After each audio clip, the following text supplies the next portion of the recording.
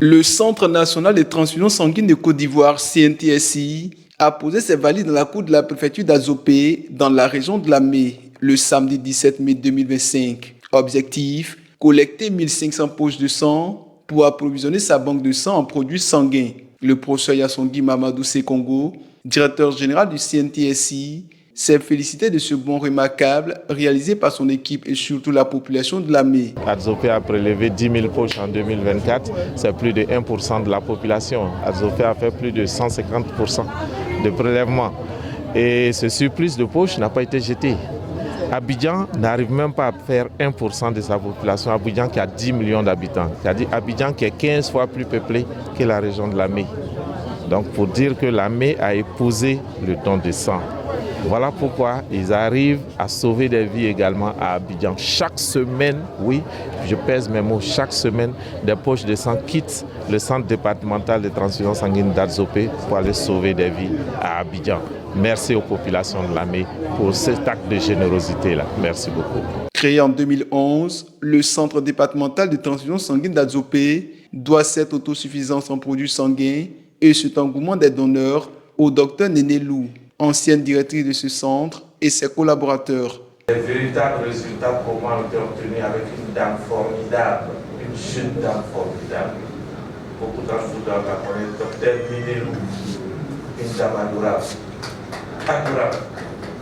Les femmes, pour dire que quand les femmes pleurent, elle a fait bouger les lignes ici à ce pays. Elle a fait bouger les lignes. Elle était à plus de 120% de satisfaction des besoins ici à Zopé, durant tout le temps qu'elle était là.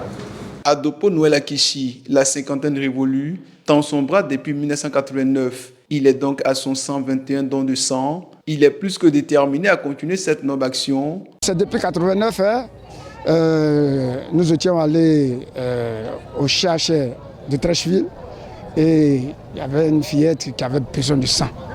Et vraiment, malheureusement, il y avait manque de sang. Et cet acte-là, vraiment, nous a fait mal parce que la banque de sang est à côté et on dit qu'il y a manque de sang. Mais pourquoi il y a manque de sang? Ça nous a tous interpellés et malheureusement, la petite, elle est décédée. Et là, vraiment, on était choqués parce qu'on était dans la même salle. Et quand c'est comme ça, elle a dit, ah, ça nous a tous interpellés parce qu'il n'y avait pas de sang. Et c'est depuis ce jour, depuis 89-90, on a commencé à donner le sang pour pouvoir sauver les vies humaines. Tout comme à Dopo, ils sont nombreux ces donneurs à continuer de tendre le bras. Parce que donner le sang, c'est sauver des vies.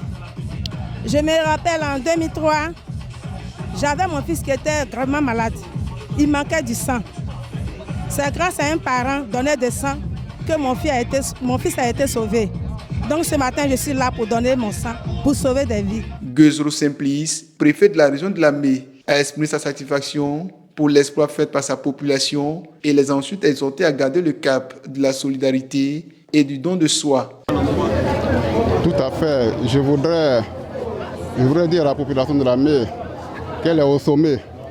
Mais on le dit toujours, il est difficile d'aller au sommet, d'y arriver. Mais il est encore plus difficile de s'y maintenir. Il faut qu'elle fasse en sorte qu'elle reste parmi les régions les plus donneuses de sang en Côte d'Ivoire. En le faisant, les populations de la région de Lamé ne font que mettre en œuvre la politique du chef de l'État, son Excellence M. Alassane Ouattara, politique qui met l'homme au cœur de tout. Pour que l'homme soit au cœur de tout, il faut qu'il vive.